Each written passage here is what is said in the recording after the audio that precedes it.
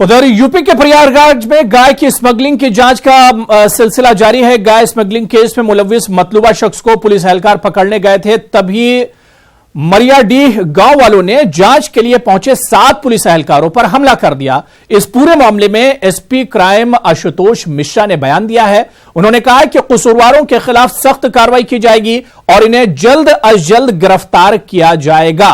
तो पुलिस वाले भी एक तरह से महफूज नहीं है, जिस तरह से लगातार हमले हो रहे हैं, चाहे राजस्थान की मिसाल हो या फिर इलाहाबाद और प्रयागराज की मिसाल जो आपके सामने है। ऐसे में पुलिस वाले भी एक तरह से महफूज नहीं है और लगातार इस तरह की वारदातें बढ़ती चली जा रही हैं। वांछित को पकड़ने गए थे ना, नूरैन गौ तस्करी का वांछित है। तो वहां क्या हुआ?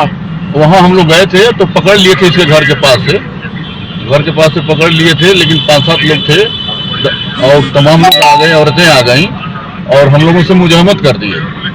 बहुत ज्यादा मुजाहमत होने लगी, औरतें ने तो इतना बदतमीजी पे उतर गई, तब जाकर के थोड़ा सा हम लोगों के लिए समस्या आ गई। और वहाँ पथराव भी हुआ है क्या? पथराव हुआ है, फायरिंग हुआ है। तो अभी वहाँ फोर्स है?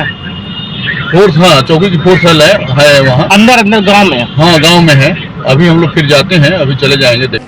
और बमरौली चौकी इंचार्ज नित्यानंद सिंह अपने चौकी पे थे, उनको सूचना मिली कि ये घर पे है, तो मरियाडीह गांव है उनके क्षेत्र में। वहाँ पे सूचना मिलने पे इन्होंने उसकी गिरफ्तारी के लिए जो वहाँ पे मौजूद फोर्स थी, 7 सिपाही थे करीब, दीवान सिपाही सब मिला करके उनके साथ वहाँ पे गए, गिरफ्तार कर लिया था। लेकिन उस गाँव की महिलाएं और अन्य जो पुरुष वर्ग थे, इन सब लोगों ने देखा कि फोर्स कम है और घेर लिया और पुलिस के साथ काफ़ी मुजाहमत की। फोर्स को काफ़ी चोटें भी आई हैं, फायरिंग वायरिंग भी चालू किया इन लोगों ने और काफ़ी मतलब अंदरूनी चोटें भी हैं इन लोगों को।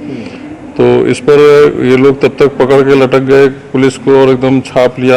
महिलाओं ने भी नोचना चालू किया, फायरिंग करना, 1-2 सिपाहियों को बंद भी कर लिया। तो इस तरह की बातें अभी प्रकाश में आ रही हैं। तो हुजूम तशद्दुद के वाक़यात लगातार बढ़ते जा रहे हैं और अब ताज्जुब की बात यह कि पुलिस वाले भी इससे अब महफूज नहीं हैं। आगे बढ़ेंगे, सैलाब की हम बात करेंगे। नेपाल में सैलाब का कहर लगातार जारी है। अब तक 34 अफराद हलाक हो चुके हैं और 18 अफराद लापता हैं, जिनका कोई सुराग नहीं है। नेपाल की नदियों में आए तुग़यानी की वजह से कई इलाके जेर आब हैं। मूसलाधार बारिश की वजह से मुख्तलिफ इलाकों में सैलाब की सी सूरत हाल है। सड़कें कई जगहों से कट गई हैं, आमदोरफ्त बुरी तरह से मुतासिर है, आम जिंदगी बदहाली की कगार पर है। नेपाल पुलिस के मुताबिक अब तक 34 अफराद की मौत की तस्दीक हो चुकी है। राहत रसानी का काम जारी है। नेपाल की हुकूमत ने मुख्तलिफ इलाकों में महसूर लोगों की मदद के लिए खाने पीने और इब्तिदाई जरूरतों का सामान रवाना किया है। एक अंदाजे के मुताबिक करीब 6000 लोग 4 जानिब से पानी में घिर गए हैं।